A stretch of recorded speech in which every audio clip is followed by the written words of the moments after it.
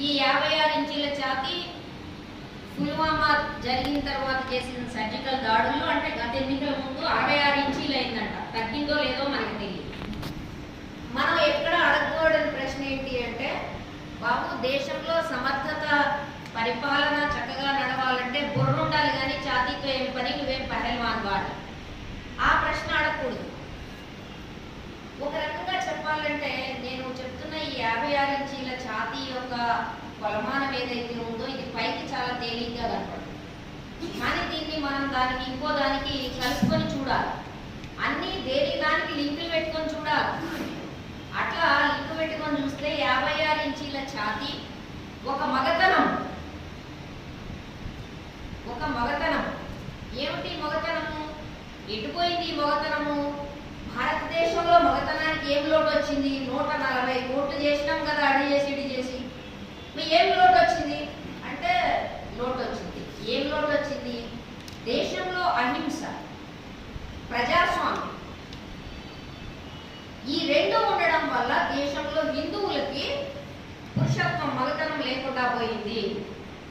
మరి ఇది రావాలంటే ఏం చేయాలి? ఇది రావాలంటే మగతనం నిలబడటం అంటే ఏంటి, అసలు మగతనం అంటే ఏంటి, ఇది కూడా మనం మాట్లాడాలి. వాళ్ళు ప్రచారం చేస్తున్న మగతనం ఏంటి, దీనికి మీరు కొన్ని ప్రతీకలు చూడండి. ఎందుకంటే ఈ పరిపాలన మొత్తం it is about mobilising the passions, భావోద్వేగాల సమీకరణ అంటారు. ఈ భావోద్వేగాల సమీకరణ ఎట్లా జరుగుతుంది? ఒక క్రమ పద్ధతి ప్రకారం జరుగుతుంది. ఎట్లా జరుగుతుంది? ఒకప్పుడు ఇక్కడ నుంచి మొదలు పెడదాం కథ. ఒకప్పుడు శ్రీరాముడు అనే పదాన్ని మనం విడిగా వాడేవాళ్ళం. సీతారాములు, సీత, రాముడు, లక్ష్మణుడు, పక్కన ఆంజనేయుడు, అందరూ గ్రూప్ ఫోటో ఉండాలి ఎప్పుడు. మనకి రాముడు మంచి బాలుడు, బుద్ధిమంతుడు. ఎవరన్నా మరీ బుద్ధిలో అంటే వేరే వాడు రాముడు మంచి బాలుడురా అనేప్పుడు అంటే అంత బుద్ధిగా ఉండాలి. కానీ ఇప్పుడు మీరు రాముడి చిత్రం చూడండి, ఎక్కడన్నా బుద్ధిగా ఉన్నాడా? సీత బాయ్ అంటే పెళ్ళాన్ని వదిలేసిన వాళ్ళు, పెళ్ళాలతో సంబంధం లేని వాళ్ళందరూ గద్దెనెక్కినాక పాపం రాముడు కూడా పెళ్ళం లేకుండా చేసిండు. రాముడు కూడా సీతను బట్టి ఏడబడేసిండ్రు మన రెయ్యి. ఇప్పుడు ఈ రాముడు ఎట్లున్నాడు? ఈ రాముడు ఛాతీ విరుచుకొని ఏకంగా కండలు తిరిగిన వీరుడు. ఈ కండలు తిరిగిన వీరుడికి జటాజూటం వెనక్కు. మనము ఈ జటాజూటం వెనక్కుంటాము, ఈ కండలు తిరిగి 6 ప్యాక్లు సల్మాన్ ఖాన్ వలె ఉండడము, లేకపోతే బాహుబలి వలె ఉండడము, ఇవన్నీ కొంతలో కొంత డ్యాన్స్ వేసే శివుడికి ఉండేవి.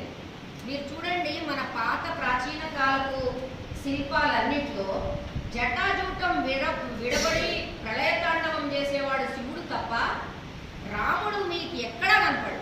రాముడికి ప్రతీక సాత్విక రూపం.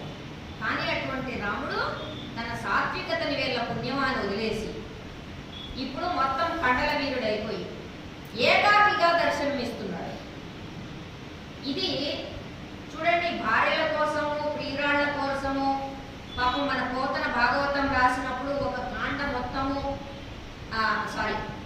మన వాల్మీకి రామాయణం రాసినప్పుడు ఒక కాండ మొత్తము, సుందరాకాండ మొత్తము రాముడు ఏం చేస్తాడంటే, అయ్యా నా భార్య పోయింది, నేను ఎట్లా బతకాలా అనుకొని విరహంలో ఉంటాడు. నాకు చిన్నప్పుడు అది జరిగితే చాలా బోర్ కొట్టేది. ఏందబ్బా 24 గంటలు ఏడుస్తుంటాడు సీత గురించి, ఏమన్నా చేయొచ్చు కదా అనుకునేదాన్ని.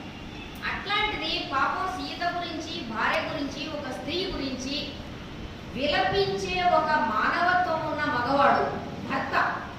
ఇది పురుష లక్షణం కాదని తేల్చిపడేసి సీతను తీసుకెళ్లి సెపరేట్ చేసేసి నువ్వు ఏకైక మగాడిరా బుజ్జి అని పాపం రాముడు కూడా చెప్పి ఆడ నిలబెట్టి.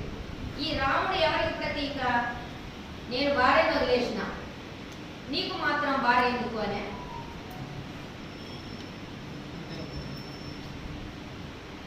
ఈ మొట్టమొదటిసారి మనం చూస్తున్నాం రాముడిని ఏకాగ్రగా నిలబెట్టిన ఘనత వీళ్ళకు. ఈ భావోద్వేగ రాజకీయాల్లో మనం ముందుగా అర్థం చేసుకోవాల్సిందే, వీళ్ళు ఆడుతున్న కోర్ ఐడియాలజీ, వీళ్ళ భావజాలం యొక్క కేంద్రం ఎక్కడ అంటే, నేను ఒక ఆయన, నా చిన్నప్పుడు నేను కూడా పుట్టాను, ఈయన ఇంట్రెస్టింగ్ పుస్తకం రాశాడు. రాసిన దాంట్లో భావోద్వేగాల సమీకరణ అంటే ఏంటి అనేది రాసుకుంటూ వచ్చాడు. దానికి ఏ క్వాలిఫికేషన్స్ ఉంటాయో రాసుకుంటూ వచ్చాడు. ఇవన్నీ ఇవాళ ఉన్న పరిపాలకులకి అప్లై అయితే అది నా తప్పలేదు, ఆయన తప్పలేదు. ఉన్న వాస్తవం ఆయన రాసాడు, నేను చెప్తున్నా అంతే. అంతే కదా? మళ్ళీ తీసుకెళ్ళి జైల్లో పెట్టుకోండి, మాట్లాడితే జైల్లోకి వెళ్ళిపోతాం. అందుకని ముందే చెప్పుకుంటున్నా మర్యాద. అంది వచ్చిన అధికారాన్ని అనుభవించడంలో ఫ్యాసిస్టు పాలన సరిపెట్టుకోదు. అంటే అధికారం వచ్చింది కదా, మంచిగా ఎంజాయ్ చేద్దాం అనుకుంటారు కాంగ్రెస్. 60 ఏళ్ళు పాపం వాళ్ళు అదే పని చేసారు. అరే నువ్వు ఎటుపోయినావు, నేను ఎటుపోయినంతో నిమిత్తం లేకుండా పీతల నొప్ప మాదిరిగా వాళ్ళ కాళ్ళే అపోజిషన్ అయ్యి ఒకరినొకడు గుంజుకొని వాళ్ళ ఏయో బడి మొత్తానికి ఒక ప్రజాస్వామ్యం ఏదో చేసిండ్రు. కానీ వీళ్ళు హ్యాపీగా ఉన్నారా? 5 ఏళ్ళ అధికారం వచ్చింది, 10 ఏళ్ళ అధికారం వచ్చింది, ఎంజాయ్ చేద్దాం రా బిడ్డ అనుకున్నారా? వీళ్ళు అనుకోరు. అనుకుంటే అది ఫ్యాసిస్టు పాలన కాదు, దీన్ని నిరంకుశ పాలన అంటాం. ఈ నిరంకుశ పాలన యొక్క లక్షణాలు ఏంటి అనేది ప్యాషన్ అని చెప్పాడు. ఒక సమర్థ నాయకుడు ఉంటాడు, ఆయన మొత్తం దేశాన్ని ఏకం చేస్తాడు. ఆయన దేశాన్ని ఏకం చేసి ఊరుకుంటాడా? ఇప్పుడు మీరు వాళ్ళ ఎన్నికల మేనిఫెస్టో చూడండి, ఏముంది అందులో? ఒక జాతి, ఒక దేశం. అసలు ఒక జాతి భారతదేశం, ఒక జాతికి ఉండే లక్షణాలు. నేను ఉత్తర భారతదేశంలో ఉంటాను. నా చిన్నప్పుడు అంతా కన్ఫ్యూజన్, ఆ సంస్కృతికి ఈ సంస్కృతికి ఎంత తేడానో మీకు ఒక చిన్న ఉదాహరణ చెప్తాను. మా ఇంట్లో మల్లెపూలు తెగ పూసాయి, ఆడ పూసాయి, ఈడ పూసాయి. ఈడకి రాగానే నెత్తి నిండా పూలు పెట్టుకొని మేకలు తినేంతగా తిరిగేది చిన్నప్పుడు. ఆడకి పోయి మరి ఇక్కడ అలవాటైంది కదా, మళ్ళీ ఆడకి పోయి మల్లెపూలు పెట్టుకుందాం అంటే మా ఇంట్లో పని మనిషి పూలు పెట్టుకొని బయటకు వెళ్ళకూడదని. ఏది పూలు పెట్టుకునేది మామూలుగా ఎవరైతే సెక్స్ వర్కర్స్ ఉంటారో వాళ్ళే పెట్టుకుంటారు. మళ్ళీ పూలు పెట్టుకుని వెళ్ళకూడదు, ఎత్తే మగాళ్ళు వెనక పడతారు. నేను చిన్నపిల్ల, ఆమె చాలా సీరియస్గా పూలు పెట్టుకుని వెళ్ళడానికి వీలు. అంటే ఒక పూల విషయంలోనే ఉత్తరాదికి దక్షిణాదికి ఉండే తేడా మీరు అర్థం చేసుకోండి. మేనరికాల రోజు దాకా ఇంకా ముందు నేను పోను. నాకింత కన్ఫ్యూజన్ ఉన్న దేశంలో, చిన్న విషయంలో, ఈ దేశం ఒక జాతి, it's a federation of states.